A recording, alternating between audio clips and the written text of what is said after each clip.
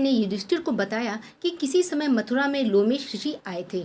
मेरे माता पिता देवकी तथा वसुदेव भक्तिपूर्वक उनकी सेवा की, तो ऋषि ने उन्हें कंस द्वारा मारे गए पुत्रों के शोक से उबरने के लिए आदेश दिया। हे देवकी, कंस ने तुम्हारे कई पुत्रों को पैदा होते ही मारकर तुम्हें पुत्र शोक दिया है। इस दुख से मुक्त होने के लिए तुम संतान सप्तमी का व्रत करो। राजा नहुष की रानी चंद्रमुखी ने भी यह व्रत किया था, तब उसके भी पुत्र नहीं मरे। यह व्रत तुम्हें भी पुत्र शोक से मुक्त करेगा। देवकी ने पूछा, हे देव, मुझे व्रत का पूरा विधि विधान बताने की कृपा करें ताकि मैं विधि पूर्वक व्रत संपन्न करूं। लोमेश ऋषि ने उन्हें व्रत का पूजन विधि बताकर व्रत कथा बताई। नहुष अयोध्यापुरी का प्रतापी राजा था।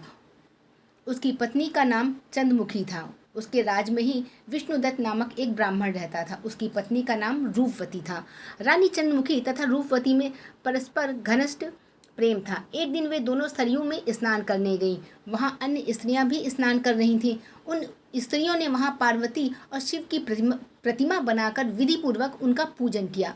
तब रानी चंद्रमुखी तथा रूपवती ने उन स्त्रियों से पूजन का नाम तथा विधि पूछी।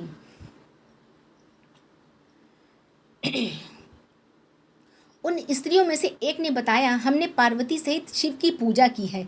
भगवान शिव का डोरा बांधकर हमने संकल्प किया है कि जब तक जीवित रहेंगी तब तक यह व्रत करती रहेंगी। यह मुक्ताभरण व्रत सुख तथा संतान देने वाला है। उस व्रत की बात सुनकर उन दोनों सखियों ने भी जीवन पर्यंत इस व्रत को करने का संकल्प करके शिवजी के नाम का डोरा बांध लिया, किंतु घर पहुंचने पर वो संकल्प को भूल गईं। फलतः मृत्यु के पश्चात रानी वानरी तथा ब्राह्मणी मुर्गी की योनि में पैदा। कालांतर में दोनों पशु योनि छोड़कर पुनः मनुष्य की योनि में आई। चंद्रमुखी मथुरा के राजा पृथ्वीनाथ की रानी बनी तथा रूपवती ने फिर एक ब्राह्मण के घर में जन्म लिया। इस जन्म में रानी का नाम ईश्वरी तथा ब्राह्मणी का नाम भूषणा था। भूषणा का विवाह राजपुरोहित अग्निमुखी के साथ हुआ। इस जन्म में भी उन दोनों में बड़ा प्रेम हो गया। व्रत भूलने के कारण ही रानी इस जन्म में भी संतान सुख से वंचित रही। पौड़ अवस्था में ही उसने एक गूंगा तथा बहरा पुत्र जन्मा, मगर वो 9 वर्ष का होके मर गया। भूषणा ने व्रत को याद रखा था, इसलिए उसके गर्भ से सुंदर तथा स्वस्थ 8 पुत्रों ने जन्म लिया। रानी ईश्वरी ने पुत्र शोक की संवेदना के लिए एक दिन भूषणा से उनसे मिलने गई। उसे देखते ही रानी के मन में यह डाह पैदा हुई। उसने भूषणा को विदा करके उसके पुत्रों को भोजन के लिए बुलाया और भोजन में विष मिला दिया, परंतु भूषणा के व्रत के प्रभाव से उसका बाल भी बाका न हुआ। रानी को और भी अधिक क्रोध आया। उसने अपने नौकरों को आज्ञा दी कि भूषणा के पुत्रों को पूजा के बहाने यमुना के किनारे जाकर गहरे जल में ढकेल दिया जाए, किंतु भगवान शिव और माता पार्वती की कृपा से इस बार भूषणा के बालक व्रत के प्रभाव से बच गए।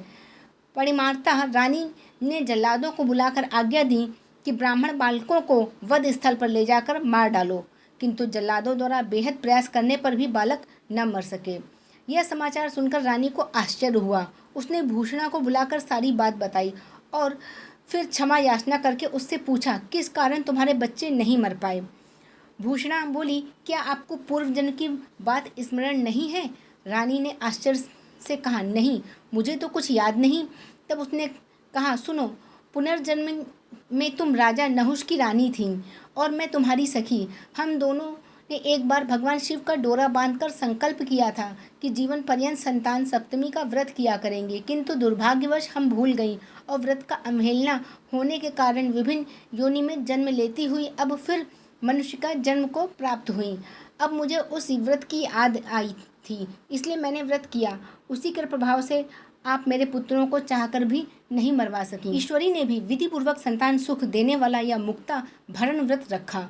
तब व्रत के प्रभाव से रानी पुनः गर्भवती हुई और एक सुंदर बालक को जन्म दिया। उसी समय से पुत्र प्राप्ति और संतान की रक्षा के लिए यह व्रत प्रचलित है।